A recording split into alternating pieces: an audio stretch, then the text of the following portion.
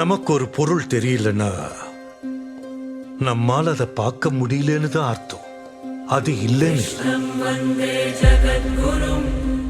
ஸ்ரீகிருஷ்ணரை கடவுள்னு முத்திர குத்தி மனுஷங்க கிட்ட இருந்து பூமி கிட்ட இருந்து அவரை விளக்கிடாதீங்க. He was biologically born and brought up on this earth. கிருஷ்ணர் ஒரு மேத, எவ்வளவோ ஆற்றல்களை தன்னுள்ள அடக்கி இந்த பூமியில வாழ்ந்த மனுஷன். அவர் அப்ப சொன்ன தர்மம் மதம் இல்ல, வாழ்க்கை. கீதை வழியா எத்தனையோ கோடி மக்களுக்கு வழிகாட்டின அவரை மிஞ்சின குரு யார்?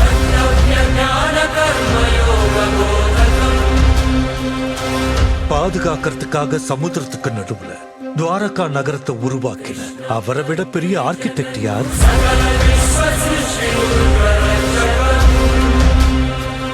ஒருத்தரை பார்க்கும் போதே அவர் மனசுல இருக்கிறத சொல்ற அவரை விட பெரிய சைக்காலஜிஸ்ட் யார்?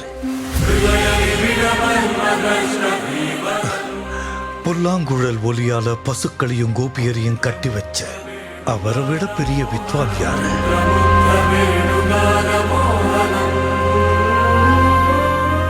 உடல் ஆரோக்கியத்துக்கான குறிப்புகளை சொன்ன அவரை விட பெரிய டாக்டர் யார்?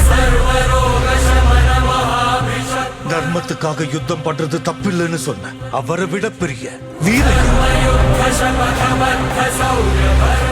வறட்சி பஞ்சை இல்லாம மக்களை பார்த்துக்கிட்டு அவரை விட பெரிய அரசையா?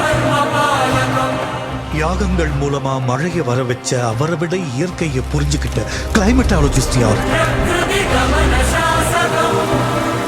அன்கண்ட்ரோல்டு ஆர்பிஎம்ல சுத்துற சுதர்சன சக்கரத்தை கண்ட்ரோல் பண்ணக்கூடிய அவரை விட பெரிய கைனடிக் இன்ஜினியர் யார்? அவர் fighter, singer, teacher, warrior, what not?